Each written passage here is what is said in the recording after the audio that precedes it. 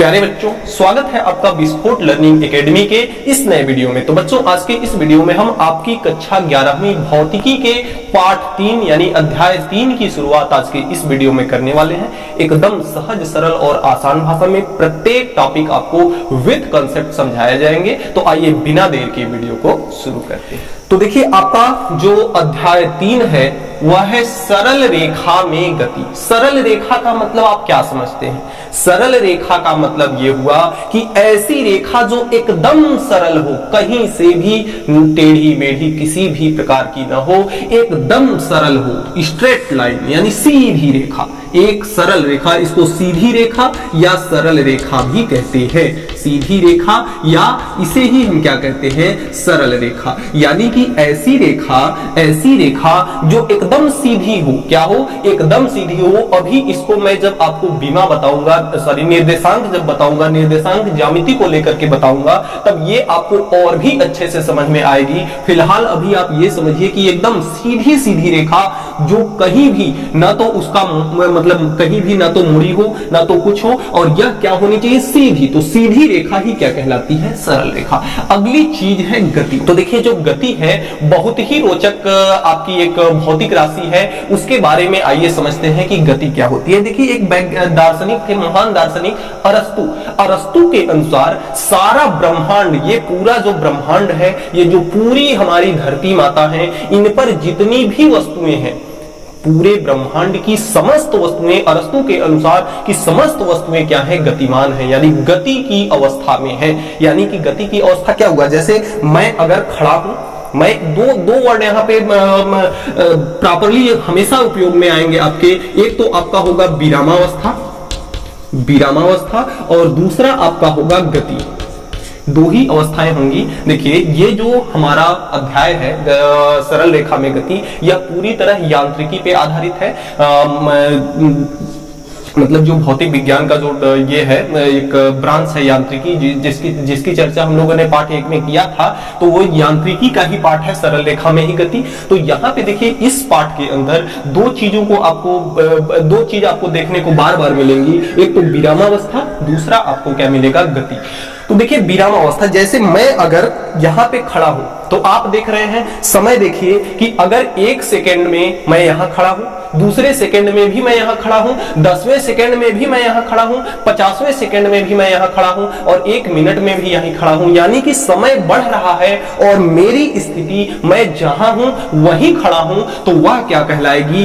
विरामावस्था। यानी कि समय के साथ साथ अगर वस्तु की स्थिति नहीं बदल रही है तो वह वस्तु क्या कहलाएगी? विरामावस्था में कहलाएगी। ठीक है, आई बात समझ में। और यदि गति की बात करें हम, तो जैसे अगर हम पहले सेकंड में यहां है, दूसरे सेकंड में यहां आ गए, तीसरे सेकंड में यहां आ गए, चौथे सेकंड में कहीं और चले जाएं, 5वें सेकंड में कहीं और चले जाएं, 1 मिनट में कहीं और चले जाएं। यानी कि समय जैसे जैसे बदल रहा है, पहले मेरी स्थिति यहां थी, उसके बाद स्थिति यहां हो गई, उसके बाद स्थिति यहां हो गई। यानी कि समय के साथ साथ हमारी स्थिति जो है वह बदल रही है। तो यानी ये कहा जाएगा कि मैं क्या कर रहा हूं? गति कर रहा हूं। तो यदि कोई वस्तु समय के साथ साथ अपनी स्थिति को बदलती है तो वह क्या कहलाएगी? गति कहलाएगी। वह क्या कहलाएगी? गति कहलाएगी। अब हम बात कर रहे थे महान दार्शनिक अरस्तु के बारे में। तो अरस्तु ने क्या बोला? अरस्तु ने यह बताया कि ब्रह्मांड की समस्त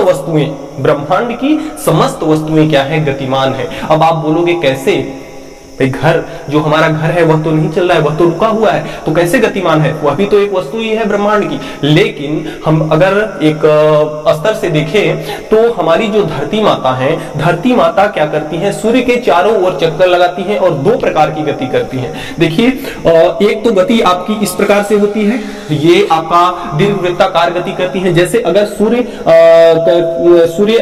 इसको अगर दीर्घवृत्त मान लें, तो सूर्य अगर कहीं पे यहाँ पे अगर है सूर्य, तो पृथ्वी क्या करती है? इसके चारों ओर, ये धरती माता है तो इसके चारों ओर धरती माता चक्कर लगाती है। तो इसकी पहली गति। दूसरी गति ये हुई कि ये चक्कर ऐसे दौड़ के नहीं लगाती, पृथ्वी हमारी जो है सूर्य का चक्कर दौड़ के इस प्रकार से नहीं लगाती, वो क्या करती है अपनी जगह पर ऐसे घूम घूम घूम घूम घूम करके क्या करती है, घूमती भी जाती है, आगे भी बढ़ती जाती है। तो पृथ्वी दो प्रकार की गति करती है, एक तो क्या करती है अपने ही अक्ष पर क्या करती है, घूमती जाती है इस प्रकार से। तो अपने अक्ष पर एक तो घूर्णन गति करती है, जिस सारे गति के बारे में हम पढ़ेंगे जैसे जैसे आगे चलते जाएंगे, तो ये अपने अक्ष पर ही घूम रही है, तो वह एक घूर्णन गति है। दूसरी क्या है कि यह वृत्ताकार मार्ग पर गति कर रही है, इसलिए यह वृत्तीय गति भी कर रही है। तो पृथ्वी क्या करती है, पृथ्वी हमेशा एक मिनट भी नहीं रुकती, पृथ्वी हमेशा सूर्य का क्या करती है, अपने अक्ष के परितः चारों ओर घूर्णन गति भी करती है और सूर्य के चारों ओर चक्कर भी लगाती है। तो पृथ्वी के घूमने के कारण इस पृथ्वी पर उपस्थित जितनी भी वस्तुएं हैं वह क्या है, गतिमान है। तो इसलिए यह कहना अतिशयोक्ति नहीं होगा कि ब्रह्मांड की सारी वस्तुएं गतिशील है। देखिए यह लेक्चर ज्यादातर थ्योरिकल नहीं होगा, ज्यादातर आपको लिखने की इसमें जरूरत नहीं है। फिलहाल आप समझिए, लिखने पढ़ने वाला थोड़ा बहुत जो परिभाषाएं बताई जाएंगी उसको लिखेगा और बाकी जो भी इसका थ्योरिकल आपका पॉइंट आएंगे वो इसके नेक्स्ट वीडियो में आने वाले हैं। तो अभी आपको केवल समझना है। तो यहाँ हम बात कर रहे थे कि ब्रह्मांड में जितनी भी वस्तुएं हैं वे सारी की सारी क्या है, गतिमान है। और विरामावस्था और गति को हमने समझा। अब देखिए दूसरी चीज कि अगर हम एक लाइन कहें कि गति जो है, गति क्या है, सापेक्ष पद है। गति क्या है, सापेक्ष पद है। अब इसका मतलब क्या हुआ, गति सापेक्ष पद है। हमने क्या कहा कि गति सापेक्ष पद है। अब इसका मतलब क्या हुआ, इसका मतलब हम लोग एक एग्जांपल के सहारे समझते हैं। फिलहाल आप क्या कीजिए, इसमें नोट पॉइंट में डाल करके लिख लीजिए, विरामावस्था की परिभाषा हमने जो बताया उसको, गति की परिभाषा जो बताया उसको नोट पॉइंट में उसके बाद डालिए कि गति क्या है, सापेक्ष पद है। अब आइए समझते हैं कि गति क्या है, गति सापेक्ष पद कैसे है। एक एग्जांपल मैं आपको बदल लेता हूं कि तीन बंदे आपके पास है, राम, श्याम और मोहन। राम, श्याम और मोहन, राम, श्याम और मोहन। इसमें से जो श्याम है, इसमें से इन तीनों में से जो श्याम है वह कह रहा है कि मोहन क्या कर रहा है, रुका हुआ है। जो श्याम है कह रहा है कि मोहन रुका हुआ है, और जो राम है वह कह रहा है कि मोहन चल रहा है। फिर से एक बार, जो श्याम है वह बोलता है कि मोहन क्या है, रुका हुआ है, स्थिर है, विरामावस्था में है, और जो राम है वह कहता है कि मोहन चल रहा है। लेकिन दोनों क्या बोल रहे हैं, सच बोल रहे हैं। दोनों क्या बोल रहे हैं, सच बोल रहे हैं। तो क्या ऐसा हो सकता है कि एक व्यक्ति एक के लिए बोले कि हाँ वह रुका हुआ है और दूसरा व्यक्ति बोले कि नहीं वह चल रहा है, और दोनों की बातें सच हो? क्या यह हो सकता है? जी हाँ, हो सकता है। कैसे कि मान लेते हैं कि ये दोनों, जो श्याम और मोहन हैं, ये दोनों किसी कार में बैठ करके यात्रा कर रहे हैं। छोटी सी कार मैं बनाता हूं इस प्रकार से, ये कार में बैठ करके दोनों यहाँ पे यात्रा कर रहे हैं, श्याम और मोहन। यहाँ पे मान लेते हैं ये श्याम बैठा है और ये क्या है, मोहन बैठा है। तो यहाँ पे देखिए कार चल रही है, कार क्या कर रही है, चल रही है। और जो राम है, राम क्या किया है, कार के बाहर, कार में ये बैठा नहीं है, कार से बाहर कहीं ग्राउंड में खड़ा है। अब देखिए होगा क्या कि ये जो श्याम और मोहन है ये तो कार में बैठे हैं और कार गतिमान है, कार क्या कर रही है, चल रही है। तो जो मोहन है, मोहन और श्याम, देखिए श्याम को मोहन अगर देखेगा, श्याम को अगर मोहन देखेगा तो 1 सेकेंड में भी मोहन यहीं बैठा रहेगा, 10 मिनट बाद भी देखेगा तब पर भी मोहन यहां बैठा रहेगा, और 20 मिनट बाद देखेगा तब पर भी मोहन यही का यही बैठा रहेगा। इसलिए श्याम ये बोल रहा है, इसलिए श्याम बोल रहा है कि मोहन की स्थिति समय के साथ नहीं बदल रही है, इसलिए मोहन क्या है, रुका हुआ है। जबकि यह व्यक्ति जो आपका राम है, राम अगर यहां से देखता है ग्राउंड में खड़ा होकर के, तो राम को श्याम और मोहन दोनों चलते हुए दिखाई देते हैं कार के साथ। तो यानी कि जो राम है वह देख रहा है कि मोहन की स्थिति प्रत्येक समय, प्रत्येक सेकंड में क्या हो रही है, बदल रही है। तो प्रत्येक सेकंड में बदल रही है, तो यह क्या है, मोहन चल रहा है। तो इसलिए राम के हिसाब से जो है मोहन चल रहा है, और श्याम के हिसाब से मोहन क्या है, विरामावस्था में है। अब देखिए इन दोनों के कंडीशन को देखने के बाद, हमें एक शब्द की जरूरत पड़ रही है, वह क्या है, सापेक्ष। वह कैसे कि देखिए ये जो राम है, राम के सापेक्ष मोहन जो है, यानी कि राम के अनुसार, सापेक्ष का मतलब यहां से क्या है, सिंपल सा भाषा में समझे तो अनुसार, इसका मतलब क्या है, अनुसार। तो राम के अनुसार जो मोहन है वह क्या कर रहा है, चल रहा है। लेकिन श्याम के सापेक्ष अगर देखा जाए, श्याम के अनुसार से अगर इसको देखा जाए तो मोहन जो है क्या है, रुका हुआ है। तो इसलिए जो गति है, गति नाम की चीज जो है वह क्या है, सापेक्ष पद है। तो इसको नोट पॉइंट में लिखेंगे कि गति जो है आपकी क्या है, सापेक्ष पद है। और दूसरी चीज की अगर इसकी परिभाषा आप लोग नहीं लिखे होंगे अभी तक, तो विरामावस्था, यानी कि यदि किसी वस्तु की स्थिति समय के साथ साथ नहीं बदल रही है तो वह वस्तु क्या कही जाएगी, विराम की अवस्था में कही जाएगी। और यदि किसी वस्तु की स्थिति जो है समय के साथ परिवर्तित हो रही है तो वह क्या कही जाएगी, गति की अवस्था में कही जाएगी।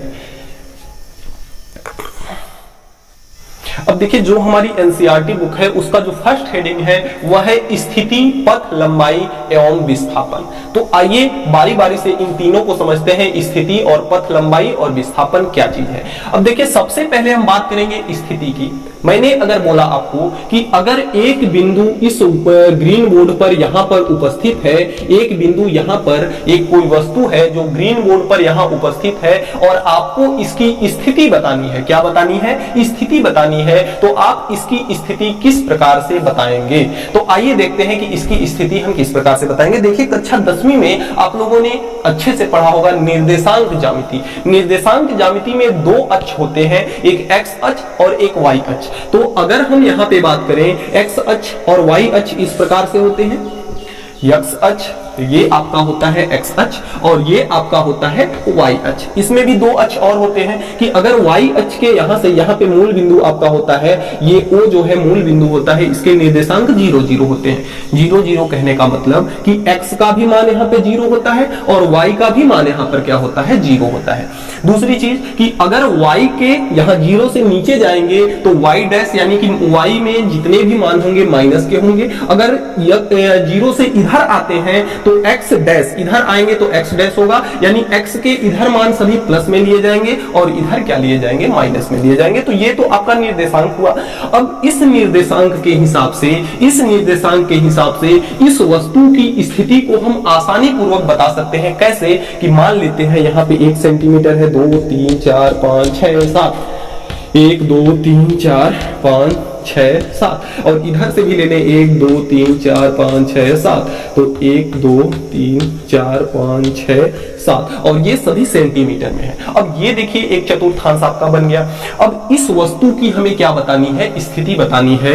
तो इस वस्तु में अगर हम y अक्ष पे देखें तो y अक्ष पर यह वस्तु कितनी दूरी पर है, 7 सेंटीमीटर पर है। और अगर x अक्ष पर देखें तो यह वस्तु कितनी दूरी पर है, 5 सेंटीमीटर पर है। अब इसकी वस्तु की अगर स्थिति बतानी हुई तो हम आसानी से बता सकते हैं कि इसकी हमने x पर, सबसे पहले x को लेते हैं, तो x पर हमने कितना चला, 5 सेंटीमीटर और y पे कितना चला, 7 सेंटीमीटर। तो इसके निर्देशांक हो जाते हैं 5, 7।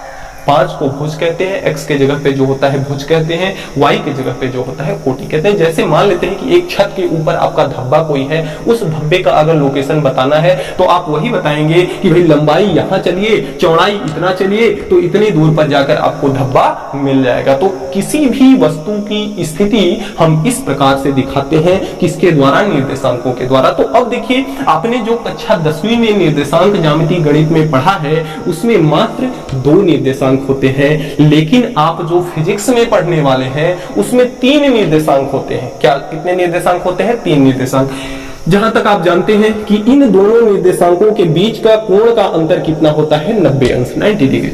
अब फिजिक्स में एक निर्देशांक आपका और होता है, वह क्या होता है, जेड निर्देशांक। क्या होता है, जेड, एक्स, वाई और जेड। अब देखिए यह जेड एक्चुअल में इस प्रकार से दर्शाया जाता है, लेकिन इस प्रकार से होता नहीं है, इस प्रकार से यह होता नहीं है, यह कुछ इस प्रकार से होता है, यानी कि इस तरह से आपकी तरफ ऐसे, यानी कि x आपका इस तरफ, y आपका इस तरफ और z आपका जो होता है कुछ इस तरह से इस प्रकार से होता है, यानी तीनों एक दूसरे के लंबवत होते हैं। x और y के बीच का 90 अंश कोण होता है और y और z के भी बीच का कोण कितना होता है, 90 अंश होता है। जैसे मैं एक एग्जांपल के थ्रू आपको समझाने का प्रयास करूं अगर, तो यहाँ पे देखिए ये आपका y अक्ष है, ये आपका x अक्ष है और ये आपका क्या है, z अक्ष है। यहां से यहां के बीच का कोण देखें तो 90 अंश है, यहां से यहां के बीच के कोण देखें तो 90 अंश है और यहां से यहां का कोण देखें तो कितना अंश का है, 90 अंश का है। तो इस निर्देशांकों की स्थिति कुछ इस प्रकार से होती है।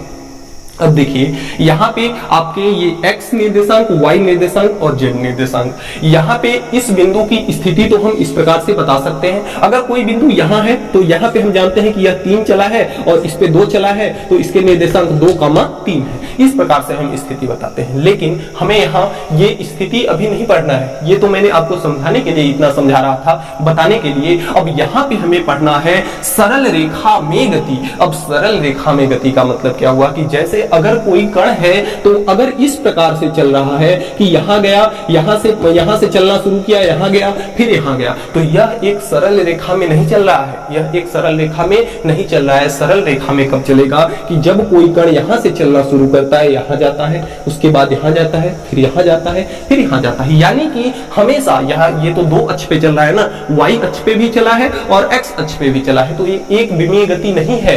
एक विमीय गति कौन होगी कि जो कि केवल एक अक्ष पे चलेगी। ये क्या है, अक्ष है आपका, तो केवल एक अक्ष पर जो चलेगा, ऐसा मतलब कण जो एक अक्ष पर केवल चले, वही क्या कहलाएगा, सरल रेखा में गति। जैसे ये कण जो है कि केवल x अक्ष पे जा रहा है, तो चले तो क्या, या चले अगर तो x अक्ष पे ही चले, या तो चले तो y अक्ष पे ही चले, या तो चले तो z अक्ष पे भी चले। अब देखिए इसमें भी 2 कंडीशन हो सकता है कि ये जो कण चल रहा है x अक्ष पे धन दिशा में भी चल सकता है और x अक्ष पे ऋण दिशा में भी चल सकता है। x अक्ष पे धन दिशा में भी चल सकता है, x अक्ष पे ऋण दिशा में भी चल सकता है, तो भी आपकी। अब देखिए ये क्या है, ये कही जाती है बीमा। बीमा का मतलब अगर सिंपल भाषा में समझे तो होता है दिशा। बीमा का मतलब क्या होता है, दिशा, तो इसे हम कहते हैं बीमा। अब चूंकि यह क्या है कि कोई भी कण सरल रेखी गति कब करता है कि जब वह केवल एक अक्ष पे चले। कितने अक्ष पे चले, केवल एक अक्ष पे चले, तभी वह कण क्या माना जाता है कि वह सरल रेखा में चल रहा है। और इस अक्ष को हम क्या कहते हैं, बीमा भी कहते हैं, क्योंकि इसकी दिशा केवल एक ही है, तो इसलिए इसे हम कहते हैं एक विमीय गति। एक विमीय गति। तो यहां से बात ये निकल के आती है कि जो सरल रेखा में गति है उसको हम एक विमीय गति भी कह सकते हैं। तो इस प्रकार से हम स्थिति को समझ सकते हैं। अब आइए देखते हैं कि पथ लंबाई और विस्थापन क्या क्या चीज है। अब देखिए पथ लंबाई, मान लेते हैं एक एग्जांपल के सहारे आपको समझाते हैं कि यहां पर आपका एक स्वीट सा होम है। स्वीट सा आपका क्या है, घर है। यह क्या है, आपका घर है और यहां से बाहर निकलने का रास्ता है और यहां से आप निकलते हैं और एक रास्ते को फॉलो करते हुए कहां पहुंच जाते हैं, एक रास्ते को फॉलो करते हुए आप पहुंच जाते हैं कहां, अपने नानी के घर। आपको नानी के घर घुमा दे थोड़ा सा, क्योंकि लॉकडाउन में आप लोग कहीं जा नहीं पाए होंगे। तो अब देखिए ये घर है और ये आपका क्या है, नानी का घर। नानी का घर। अब यहाँ पे देखिए मैं जो चीज बता रहा हूं उसको सुनिएगा। यहाँ पे जो घर है यह आपकी पहली स्थिति है। यहाँ से आप चलना शुरू किए हैं और पहुंच कहाँ रहे हैं, नानी के घर। तो ये जो घर है आपकी, वहां पे आपका क्या है, प्रारंभिक स्थिति। प्रारंभिक स्थिति, इसे हम XI से भी प्रदर्शित करते हैं। I इंस्टेंट, I फॉर क्या होता है, इंस्टेंट यानी प्रारंभिक। तो ये आपकी प्रारंभिक स्थिति है और नानी के घर जब पहुंच जाते हैं तो ये आपकी हो जाएगी अंतिम स्थिति। अंतिम स्थिति। अब ये जो आपका रास्ता है नानी के घर आपके जाने का जो रास्ता है, इसे हम कहते हैं वास्तविक पथ। इसे हम क्या कहते हैं, वास्तविक पथ। अब आपको किसकी परिभाषा बनानी है? दूरी की परिभाषा बनानी है। दूरी को ही हम कहते हैं पथ लंबाई। दूरी को ही हम क्या कहते हैं? पथ लंबाई। अब आपको क्या बनानी है? दूरी की परिभाषा बनानी है। हर कुछ सीक्वेंस से है। आप अगर इस चित्र को अपने दिमाग में फिट करते हैं तो दूरी का जिक्र जब भी आपके पास आएगा आप तुरंत से खटाक से परिभाषा बता देंगे। तो देखिए, दूरी की परिभाषा अगर आपको बनानी है तो कैसे बनाएंगे? यहां आपकी है ये प्रारंभिक स्थिति और ये क्या है? अंतिम स्थिति। अब यहां पे आपके बजाय हम किसी कण या वस्तु को ले लेते हैं, आप अपने को भी ले लेंगे, लेकिन आप यहां किसी कण या वस्तु को ले लेते हैं तो यहां हम दूरी को परिभाषित करेंगे। परिभाषा ध्यान से सुनिएगा कि किसी वस्तु के प्रारंभिक स्थिति से अंतिम स्थिति के मध्य वास्तविक पथ की लंबाई को क्या कहते हैं? दूरी कहते हैं। फिर से एक बार दूरी हेडिंग लगाइएगा, पेन कॉपी निकालिएगा और वीडियो को रोक करके लिख लीजिएगा दूरी की परिभाषा कि किसी वस्तु द्वारा प्रारंभिक स्थिति से अंतिम स्थिति के मध्य या प्रारंभिक स्थिति से अंतिम स्थिति के बीच के वास्तविक पथ की लंबाई क्या कहलाती है? दूरी कहलाती है। तो ये तो आपकी दूरी की परिभाषा हुई। अब अगला आता है आपका विस्थापन। विस्थापन क्या चीज होता है? अब देखिए, जो नानी का आपका घर यहाँ है, नानी का घर यहाँ है, तो ये रास्ता है आपको बहुत सारा घुमा के ले गया है, लेकिन एक रास्ता यहाँ पे कोई और होगा कि एकदम सीधा सीधा जाएगा। क्या जाएगा? सीधा सीधा जाएगा। तो ये तो आपका जो लंबा जा रहा है यह वास्तविक पथ है और इसको हम कहते हैं न्यूनतम पथ। न्यूनतम पथ यानी कि कम से कम शॉर्टकट जो रास्ता है वह यह क्या है? न्यूनतम पथ है। तो अब हमें किसको परिभाषित करना है? विस्थापन को परिभाषित करना है। तो विस्थापन को परिभाषित कैसे करेंगे कि किसी वस्तु के प्रारंभिक स्थिति तथा अंतिम स्थिति के मध्य न्यूनतम पथ की लंबाई को हम क्या कहते हैं? विस्थापन कहते हैं। थोड़ा सा अंतर है इसमें, प्रारंभिक स्थिति से अंतिम स्थिति के मध्य की वास्तविक पथ की लंबाई को हम दूरी कहते हैं और प्रारंभिक स्थिति से अंतिम स्थिति के मध्य के न्यूनतम पथ की लंबाई को हम क्या कहते हैं? विस्थापन कहते हैं। अब देखिए, एक एग्जांपल और लेते हैं। अच्छा है, मान लेते हैं कि यहां से चलना शुरू करता है कोई बच्चा आपका, यहां से चलना शुरू करता है इस बिंदु से और वह कितना जाता है? 3 किलोमीटर जाता है। कितना जाता है? 3 किलोमीटर जाता है और इस बिंदु से पुनः यहां घूमता है और यहां कितना किलोमीटर जाता है? 4 किलोमीटर जाता है। तो अब आपसे कोई पूछे कि दूरी कितनी है, तो दूरी आप क्या बताएंगे? वास्तविक पथ की लंबाई क्या कहलाती है? दूरी। तो वास्तविक पथ उसका क्या है? 3 किलोमीटर प्लस 4 किलोमीटर, यानी दूरी बराबर आपका है 3 प्लस 4 बराबर का कितना है? 7 किलोमीटर। टोटल दूरी कितना चल रहा है? 7 किलोमीटर। लेकिन अगर विस्थापन की हम बात करें, विस्थापन की अगर बात करें तो न्यूनतम पथ होता है। तो न्यूनतम पथ यानी शॉर्टकट रास्ता आपका यहां से कौन है? शॉर्टकट रास्ता आपका ये वाला है। यानी कि यहां से अगर हम विस्थापन की बात करें तो विस्थापन कैसे निकालेंगे? विस्थापन यहाँ पे देखिए, इसकी लंबाई निकालनी है। जैसे ये A है और ये B है, ये C है, तो ये एक ट्राइंगल बन रहा है कि नहीं 90 डिग्री का। तो हमें AC का मान चाहिए। AC ही क्या है? विस्थापन है। तो AC आपका कर्ण है। पाइथागोरस यहाँ लगाएंगे हम तुरंत। तो पाइथागोरस में कहता है कर्ण का स्क्वायर बराबर लंब का स्क्वायर प्लस आधार का स्क्वायर। तो यहां पे देखिए, लंब का AC का मान हमें ज्ञात करना है। तो AB का मान कितना है? 3 है, तो 3 का स्क्वायर 9 प्लस 4 है, तो 4 का स्क्वायर 16, 16 9 कितना होगा? 25। AC का स्क्वायर बराबर 25। हमें AC का स्क्वायर नहीं चाहिए, केवल AC चाहिए। यहां से यहां तक की लंबाई चाहिए, तो स्क्वायर को हटाएंगे तो AC बराबर इधर रूट कर देगा, तो अंडर रूट हो जाएगा 25 और अंडर रूट 25 का मान होता है 5। तो यहां से विस्थापन निकल के आया 5 किलोमीटर। तो इस प्रकार से हम दूरी और विस्थापन में अंतर को स्पष्ट कर सकते हैं। एक और हम परिभाषा बताएंगे आपको, एक और एग्जांपल हम देंगे आपको, संख्या रेखा का एग्जांपल जो आपके बुक में भी दिया है। तो आइए मैं इसको अभी रफ करता हूं, आप स्क्रीनशॉट लेना चाहे तो ले सकते हैं, फिर हम आगे चर्चा करेंगे दूरी के बारे में। अब देखिए, ये आपका संख्या रेखा बना हुआ है। अब संख्या रेखा का मतलब ये होता है कि एक रेखा होती है जिसके बीच में कहीं पे 0 होता है, इसके एक साइड में प्लस और दूसरे साइड में क्या होता है? माइनस होता है। तो ये आपको एक संख्या रेखा दी हुई है। इसमें कुछ कंडीशंस है। देखिए, यहाँ पे फर्स्ट कंडीशन जो है, यहाँ पे कह रहा है कि A से C कोई कण चलना शुरू करता है, जो कि यहाँ A से जाता है, कहां? C पर जाता है। A से C और C से F। तो A से C गया और C से कहां गया? गया, F गया, C से कहां गया, F गया, तो A से C गया, तो दूरी आपको ज्ञात करनी है और क्या ज्ञात करना है, विस्थापन आपको ज्ञात करना है। तो आइए देखते हैं कि दूरी और विस्थापन कैसे निकालेंगे इस संख्या रेखा पर। A से कहां गया, C कितनी दूरी चला, अगर यह दूरी सभी मीटर में है तो 10 मीटर, 10 से कितना 20 मीटर, टोटल अभी 20 मीटर दूरी चला A से C में। और फिर कहां गया, C से F, तो C से जब F जाएगा तो 10 मीटर ये, 10 मीटर ये और 10 मीटर ये, यानी कि कुल कितना चला,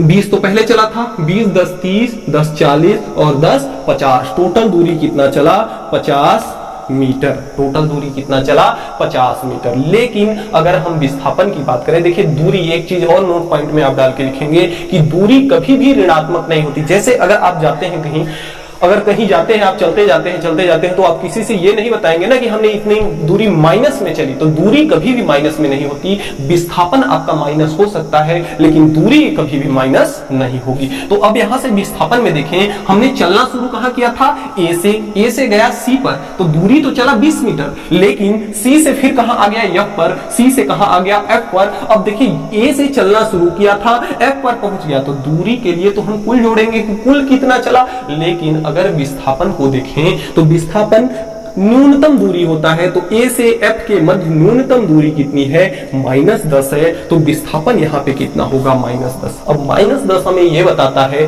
-10 हमें, माइनस चिन्ह हमें यहाँ ये बताता है कि हमने जो दूरी चली, सबसे पहले जिस दिशा में चलना शुरू किया था, विस्थापन उसके विपरीत आ रहा है। देखिए हमने शुरू इस दिशा में चलना शुरू किया था और विस्थापन जो आया आपका इधर आ रहा है F के दिशा में, इसलिए यहाँ पे कौन सा सिंबल आ गया, माइनस का चिन्ह आ गया। तो इस प्रकार से हम दूरी और विस्थापन को निकाल सकते हैं। दूसरा प्रश्न देखिए कि A से B गया 10 मीटर, B से H गया, B से कहां गया, H यहां आ गया। अब देखिए 10 मीटर तो यहां चला, 10 के बाद 20 30 40 50 मीटर, फिर H से F गया, तो H से F गया तो कितना हुआ था, A से B 10, फिर 20 30 40 50, फिर 60 70 मीटर चला, कितना दूरी चला, 70 मीटर चला, तो कितने पे पहुंच गया, F पे पहुंच गया। लेकिन विस्थापन अगर देखा जाए तो A से चलना शुरू किया था, तो विस्थापन फिर से कितना आ गया,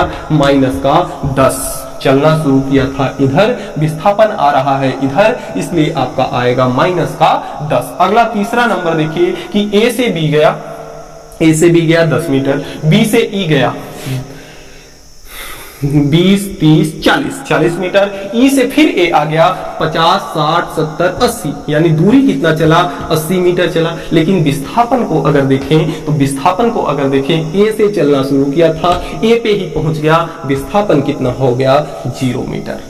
यानी कि कहने का मतलब यहां से यह निकल के आ रहा है कि विस्थापन धनात्मक भी हो सकता है, विस्थापन ऋणात्मक भी हो सकता है, विस्थापन शून्य भी हो सकता है, लेकिन दूरी कभी भी ना तो ऋणात्मक होगी और ना ही शून्य होगी। अगर आप चल रहे हैं तो कुछ न कुछ दूरी चलेंगे, वो भी धनात्मक, ऋणात्मक नहीं। तो दूरी आपकी धनात्मक ही रहेगी हमेशा, और विस्थापन आपका धनात्मक भी हो सकता है, ऋणात्मक भी हो सकता है, शून्य भी हो सकता है। तो यहाँ पे नोट पॉइंट मोस्ट इंपॉर्टेंट डाल के लिख लीजिएगा कि दूरी कभी भी ऋणात्मक नहीं होती, जबकि विस्थापन शून्य, ऋणात्मक और धनात्मक हो सकता है।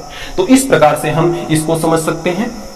दूसरी चीज, एक मोस्ट एग्जांपल आता है कि यदि कोई वस्तु वृत्ताकार मार्ग पर गति कर रही है और यहां से चलना शुरू की, वहीं पर आकर के पहुंच जाती है, तो दूरी इसकी कितनी चलेगी, दूरी कितना चलेगी, दूरी चलेगी इसके परिधि के बराबर, और परिधि होती है 2πr, ठीक। और अगर विस्थापन की बात करें, विस्थापन को S से प्रदर्शित करते हैं, तो विस्थापन की अगर बात करें S या D से भी प्रदर्शित करते हैं, तो विस्थापन जिस बिंदु से चली थी उसी बिंदु पर पहुंच गई, यानी विस्थापन न्यूनतम दूरी इसी बिंदु से इसी बिंदु की न्यूनतम दूरी कितनी है, 0 है। तो विस्थापन कितना हो जाएगा, 0। तो कभी भी ध्यान रखें कि कोई वस्तु अगर जिस बिंदु से चलना शुरू करती है उसी बिंदु पर पहुंच जाती है, तो उसके द्वारा तय किया गया विस्थापन कितना होगा, 0 होगा, परंतु दूरी 0 कभी नहीं होगी। तो प्यारे बच्चों, यह वीडियो जो था आपके लिए यह एक अध्याय 3 का इंट्रोडक्शन वीडियो था। इसका जो मेन टॉपिक है, मेन थ्योरी फिजिक्स की है, वह कल से शुरू होने वाली है और कल के थ्योरी में आपको यह बताया जाएगा कि फिजिक्स के अंदर फार्मूलाज को, सूत्र को किस प्रकार से बनाया जाता है। तो आज के वीडियो में इतना ही। हमें उम्मीद है कि आज हमने जो भी आपको समझाने का प्रयास किया आपको अच्छे से समझ में आया होगा। फिर भी किसी भी प्रकार का अगर कोई डाउट है तो आप नीचे कमेंट बॉक्स में कमेंट करके हमें जरूर बताएंगे, आपके प्रॉब्लम को सॉल्व किया जाएगा। तो और यदि आपने अभी तक हमारे चैनल को सब्सक्राइब नहीं किया है, चैनल पर नए हैं, मेरा पढ़ाया हुआ अगर आपको समझ में आता है तो चैनल को सब्सक्राइब जरूर कर लीजिएगा और साथ ही बेल आइकन को भी जरूर प्रेस कर लीजिएगा ताकि मेरी अगली आने वाली वीडियो की नोटिफिकेशन सबसे पहले आप तक पहुंच। मिलते हैं नेक्स्ट वीडियो में नेक्स्ट टॉपिक के साथ नेक्स्ट डे। तब तक के लिए गुड बाय।